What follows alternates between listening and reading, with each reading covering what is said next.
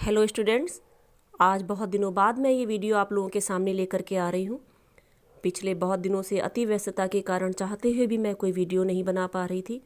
इस बीच बहुत सारे विद्यार्थियों का मेरे पास हिंदी तथा संस्कृत दोनों ही सब्जेक्ट्स के चैप्टर्स के लिए कुछ आग्रह आए थे और मैं काफ़ी दिनों से प्रयास में थी कि मैं एक वीडियो बना दूँ। तो आज संस्कृत का मैं ये वीडियो आप लोगों के सामने प्रस्तुत कर रही हूँ। संस्कृत वल्लरी के भाग 2 अर्थात कक्षा 7 के द्वादश पाठ नीति वचनानी के विषय में कुछ मेरे पास रिक्वेस्ट आई थी, तो यह वीडियो उसी के लिए है। तो आज हम ये नीति वचनानी को पढ़ेंगे। तो इसका प्रथम जो है नीति वचन है वह है सर्वम परवशम दुखम सर्वम आत्मवशम सुखम एतत् विद्यात् समासेन लक्षणम सुख दुखयोः। अर्थात सर्व परवशम दुखम, जो कुछ भी परवश में है अर्थात हमारे वश में नहीं है, हमारे कंट्रोल में नहीं है, हमारे अधिकार में नहीं है, यानी कि जिसको करने के लिए हम दूसरे के ऊपर डिपेंड हैं, हम स्वयं नहीं कर पा रहे हैं, उससे बड़े दुख की बात कुछ हो नहीं सकती है। क्योंकि जब भी हमें आवश्यकता पड़ेगी या जब हम चाहें तो वो कार्य हम कर ही नहीं सकते हैं, क्योंकि उसके लिए हम दूसरों के ऊपर डिपेंड हैं। तो उससे ज़्यादा दुख की बात कुछ नहीं हो सकती है, वही दुख है सबसे बड़ा। और सर्वम आत्मवशम सुखम, और जो कुछ भी हम खुद अगर हम स्वतंत्र हैं तो उससे बड़ा सुख कोई नहीं हो सकता है। एतत् विद्यात् समासेन लक्षणम सुख दुखयोः। एतत् विद्या समासेन, समासेन अर्थात संक्षेप में, तो हम संक्षेप में यह कह सकते हैं कि सुख और दुख, ये सुख और दुख के यही लक्षण है। आपने सुना होगा कि पराधीन सपनेहु सुख नाही। यदि हम पराधीन हैं, दूसरों के अधीन हैं, तो हमको सपने में भी सुख नहीं मिल सकता है।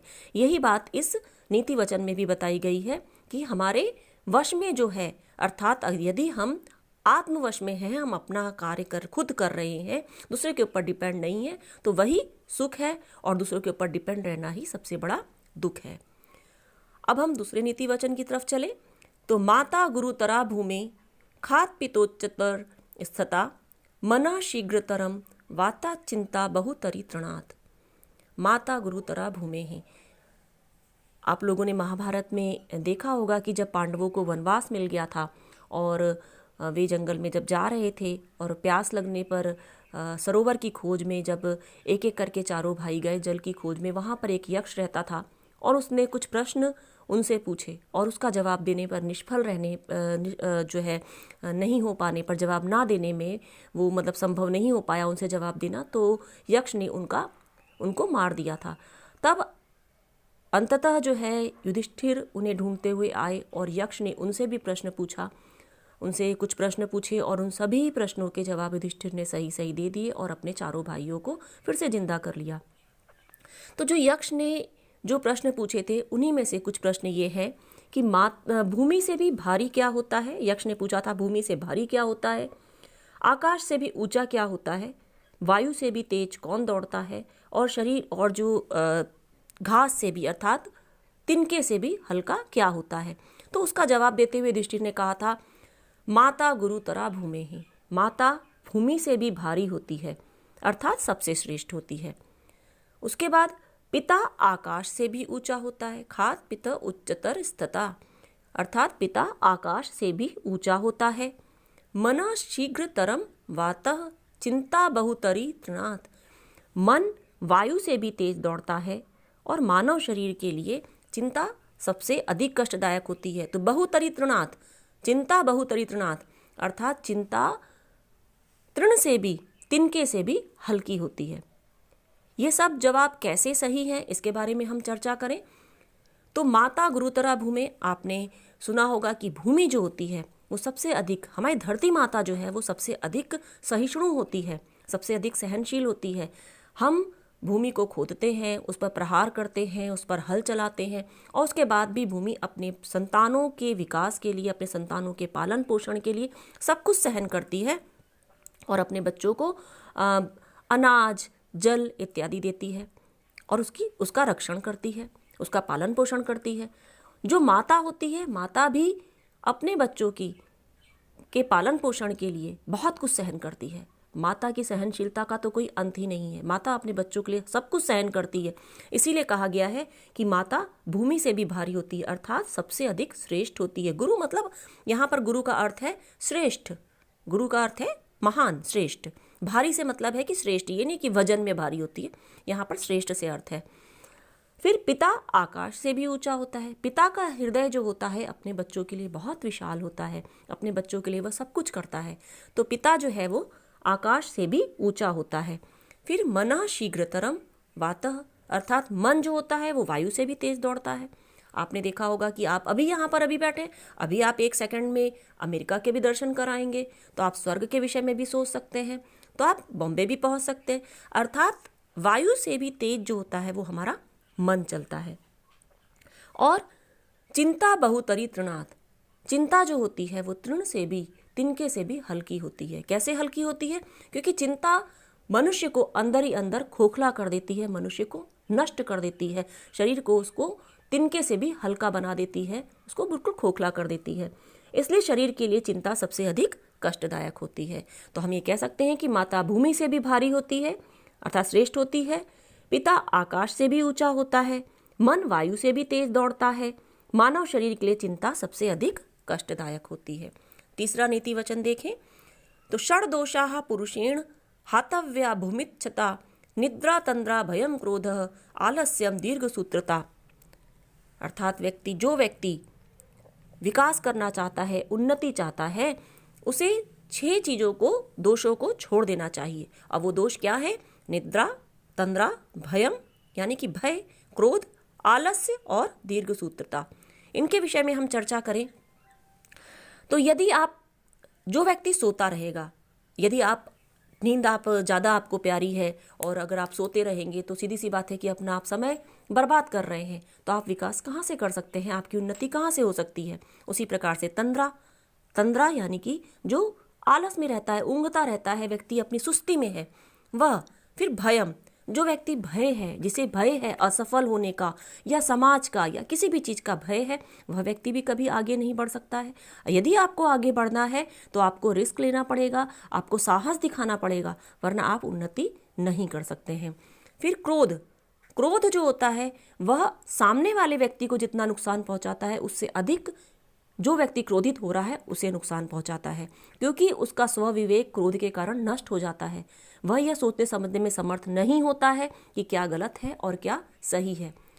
उस कारण से वो कई बार बहुत गलत निर्णय ले लेता है, कई बार वो ऐसे कार्य कर बैठता है या ऐसी बातें कह बैठता है जो कि उसके लिए घातक सिद्ध हो जाती हैं। तो इसलिए क्रोध भी जो हो व्यक्ति को आगे बढ़ने से रोकता है। आलस्यम, आलस तो रोकेगा ही, क्योंकि व्यक्ति भी यही सोचता रह जाता है कि आज नहीं कल कर लूँगा, कल नहीं परसों कर लूँगा। तो जो व्यक्ति आलस करता है उसका भी विकास संभव नहीं है। और दीर्घसूत्रता यानी कि बहुत ज़्यादा स्लो काम करने वाला, हर काम को, जो काम जल्दी हो जाना चाहिए उसे बहुत धीमे धीमे कर रहे हैं, जो काम 1 दिन में होना चाहिए वो 4 दिन में किया जा रहा है। तो सीधी सी बात है कि आप विकास कर ही नहीं पाएंगे, उन्नति के रास्ते में आगे नहीं बढ़ पाएंगे।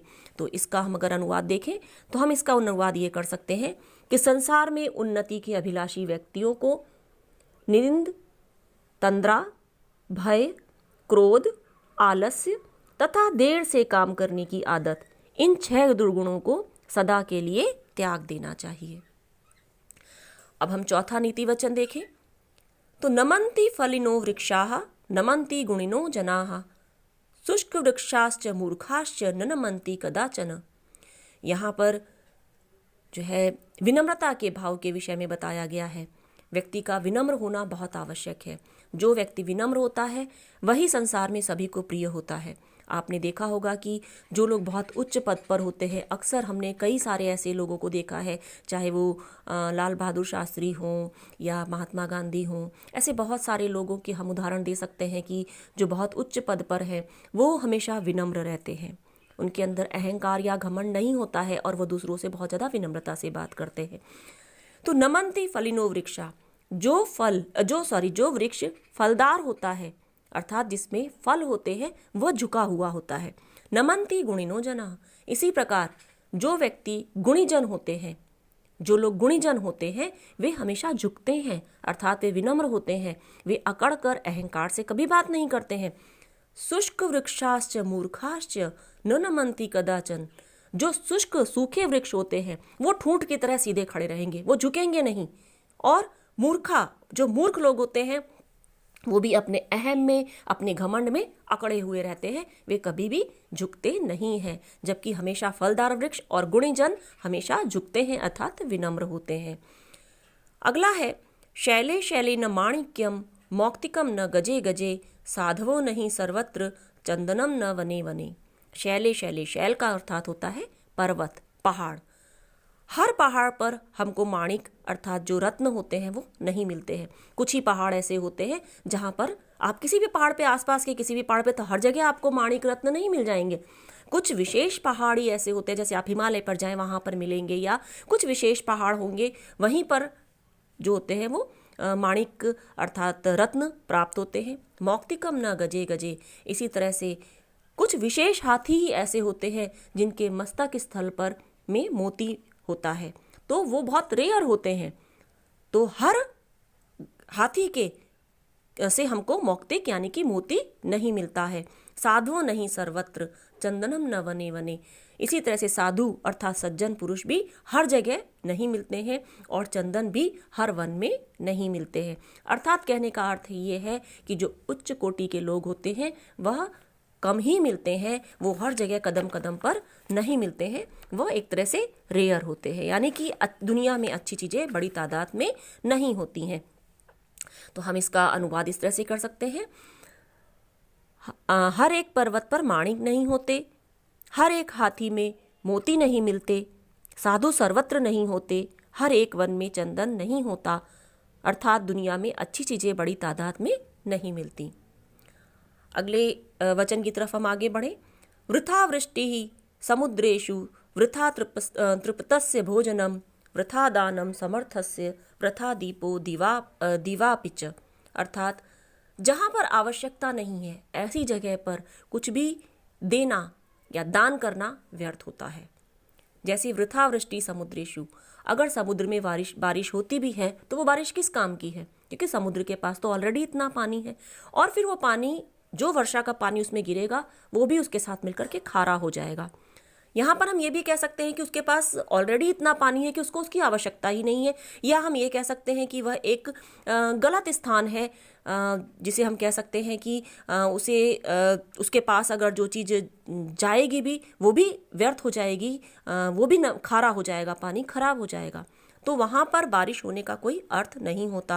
वृथा तृप्तस्य भोजनम, इसी तरह से जिसका पेट पहले से ही भरा हुआ है उसे आप भोजन देंगे भी तो उसे उस भोजन की कोई कीमत नहीं होगी, क्योंकि वह तो पहले से ही उसका पेट भरा हुआ है, उसे भोजन की कोई ज़रूरत ही नहीं है। ना तो वह उस भोजन की कोई कद्र करेगा और ना ही शायद उस भोजन का उतना आनंद ले पाएगा। उसके स्थान पर यदि आप किसी भूखे को भोजन कराते हैं तो उसके लिए उस भोजन की बहुत ज़्यादा कीमत होगी।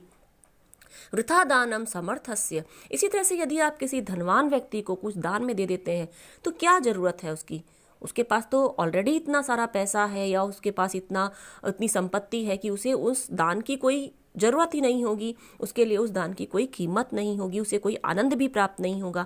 वही यदि हम किसी ज़रूरतमंद को या किसी गरीब को अगर हम दान करते हैं तो उसके लिए वह सामान जो होगा, जो हमने दान में दिया होगा, उसकी बहुत बड़ी कीमत होगी उसके लिए, क्योंकि वो आवश्यक चीज़ है।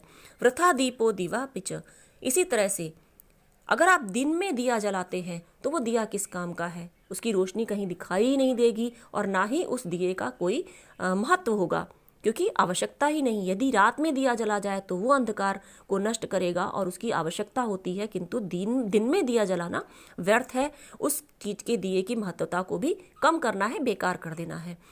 तो हम ये कह सकते हैं कि समुद्र में वर्षा व्यर्थ है, तृप्त को भोजन कराना व्यर्थ है, धनी को दान देना व्यर्थ है और दिन में दीपक व्यर्थ है। अगला है उदेति सविता रक्तो रक्तश्च समये तथा संपत्तौ च विपत्तौ च महताम एक रूपता। अर्थात जब आपने देखा होगा कि जिस समय सूर्य उदय होता है उस समय भी वह लाल रंग का होता है और जिस समय वह अस्त हो रहा होता है उस समय भी वह लाल रंग का होता है। इसी प्रकार से जो महापुरुष होते हैं वे सुख और दुख में एक समान रहते हैं।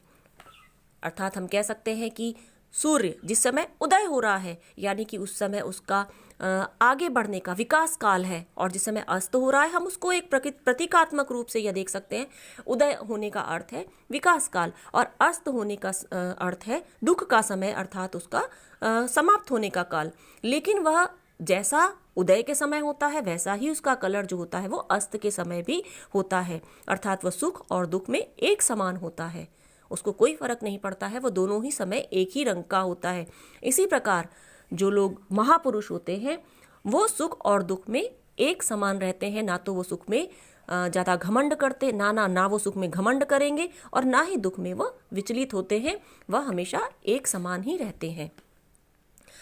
फिर अगला है अयम निजः परो वेति गणना लघुचेत साम उदार चरिता नाम तु वसुधैव कुटुंबकम, अर्थात यह मेरा है वह दूसरे का है। ऐसी जो गणना होती है वो कौन लोग करते हैं? नैरो माइंडेड, अर्थात लघु मस्तिष्क के लोग जो होते हैं, जो मीन माइंडेड लोग होते हैं, वह लोग ऐसी गणना करते हैं, अर्थात ऐसा हिसाब किताब रखते हैं कि यह मेरा है यह उसका है। इस तरह की जो गणना होती है वो जो होते हैं वो छोटे हृदय वालों की होती है, जिनका हृदय छोटा होता है। छोटा होता है का अर्थ ये नहीं है कि साइज में छोटा होता है, कहने का मतलब है कि उदार चरित्र के वो नहीं होते हैं, उनकी सोच संकुचित होती है। जो संकुचित विचारधारा के लोग होते हैं वही अपरा पराया करते हैं। उदार चरिता नाम तु वसुधैव कुटुंबकम, उदार चरित्र वालों के लिए अर्थात विशाल हृदय वालों के लिए तो पूरा विश्व ही कुटुंब है, उनके लिए पूरा विश्व ही एक परिवार के समान है, एक कुटुंब के समान है, उनके लिए कोई भी अपना या पराया नहीं है। तो आशा है कि आपको इसका अनुवाद समझ में आ गया होगा, इसका भावार्थ भी आपको अच्छे से समझ में आ गया होगा। और नेक्स्ट वीडियो को जो कि मैं जल्दी ही अपलोड करूंगी उसमें हम इसके प्रश्नोत्तरों की और जो भी अभ्यास है उसकी हम चर्चा करेंगे। तब तक के लिए गुड बाय।